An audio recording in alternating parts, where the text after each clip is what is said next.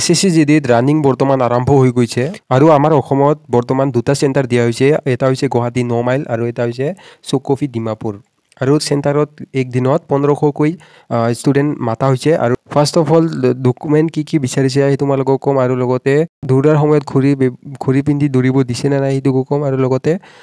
হাইডাৰৰ টেষ্টত বহুত ফেল কৰাইছে নেকি সেইটো কম আৰু ৰিলেক্সেশ্যন সাৰ্টিফিকেট নিলেও কিয় ফেল কৰাইছে তাৰ বিষয়ে কম বা ফেল কৰোৱা নাই কিয় তাৰ বিষয়ে কম ডকুমেণ্টৰ ক্ষেত্ৰত ক'ব গ'লে তোমালোকৰ এডমিট কাৰ্ডখন চেক কৰিছে এডমিট কাৰ্ডখন বহুত গুৰুত্বপূৰ্ণ কেতিয়াও পাহৰি নাযাবা এডমিট কাৰ্ডখন লৈ যাবা আৰু দুখন লৈ যাব পাৰিলে এডমিট কাৰ্ডখন পিছত তোমালোকৰ ID proof Aadhaar card voter ID PAN card এখন লৈ যাবা আৰু পিছত তোমালোকৰ দুখন ফটো তাতে 9 মাইল আৰু চুকফিত যি ইম্পৰ্টেণ্ট ডকুমেণ্ট ফিজিকেলৰ বাবে খুজিছে সেইটো কথা কৈ আছে তোমালোকক আৰু তোমালোকে সেফটিৰ বাবে তোমালোকে নিজৰ ডমিচাইল সাৰ্টিফিকেট NCL এইবিলাক লৈ যাব পাৰা তোমালোকৰ সেইটো একো অসুবিধা নহয় কিন্তু তোমালোকে এডমিট কাৰ্ডখন আৰু তোমালোকৰ ID proof Aadhaar card voter ID যিকোনো হওক আৰু পিছত তোমালোকৰ দুখন ফটো বা 6খন ফটো লৈ যাবা লগত সেফটিৰ বাবে ইম্পৰ্টেণ্ট ডকুমেণ্টছ আৰু তোমালোকৰ সেকেন্ড কথাটো হ'ল তোমালোকে ৰানিং কৰাৰ সময়ত তোমালোকক ঘড়ী পিন্ধি দৌৰিব দিবনে নাই এইটোৰ বিষয়ে কম এতিয়া মেইন কথাটো হ'ল 9 মাইলত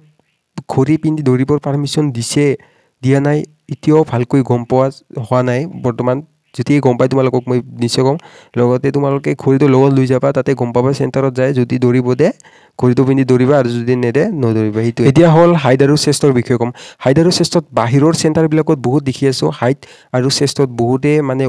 ওলোৱা খাই আছে মানে তেওঁলোকৰ হয়তো চেষ্টত কম আছে আৰু কিছুমানৰ হাইটত কম আছে এতিয়া কিছুমান ল'ৰাই ৰিলেক্সেশ্যন 9 এলেক্সা 9খন লৈ গ'লেও তেওঁলোকক মানে হাইটত ওলাই দি আছে বা চেষ্টত ওলাই দিছে সেইটো কিয় এলেক্সা 9 ফাৰ্ষ্টত তোমালোকৰ ফাৰ্ষ্ট প্ৰচেছটো হ'ল তোমালোকৰ ৰানিং এতিয়া তোমালোকে 9 মাইল বা চুকফিত গ'লে তোমালোকক ৰানিংটো আৰম্ভ কৰিব ফাৰ্ষ্ট ৰানিংটো কৰাৰ পিছত তোমালোকে যেতিয়া পাছ কৰিবা তেতিয়া তোমালোকৰ হাইট আৰু চেষ্টটো জোখা হ'ব আৰু তোমালোকক বহুত টাইম দিব অৰ্থাৎ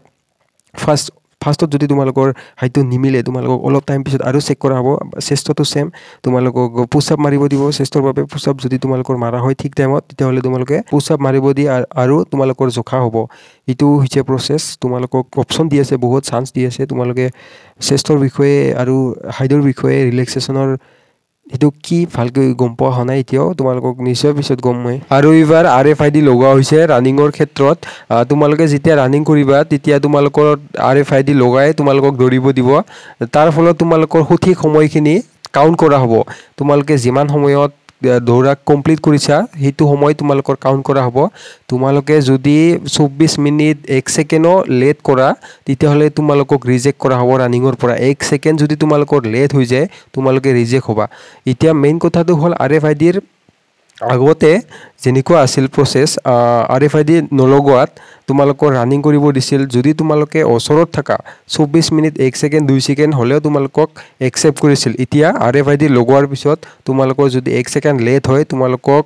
ৰিজেক্ট কৰাটো নিশ্চিত কাৰণ আজিকালি সকলো ধৰণৰ প্ৰচেছবিলাক টেকন'লজিৰ মাধ্যমেৰে কৰা হয় তোমালোকে জানা এতিয়া তোমালোকৰ ভালকৈ ৰানিং কৰিবা নিজৰ ওপৰত বিশ্বাস ৰাখা ৰানিং কোৱালিফাই কৰিবাই তো সেইটোৱে মোৰ ফালৰ পৰা 24 মিনিট 1 ছেকেণ্ড প্লাছ হ'লে তোমালোকক ৰিজেক্ট কৰা চান্স থাকিব তোমালোকে ভালকৈ দৌৰিবা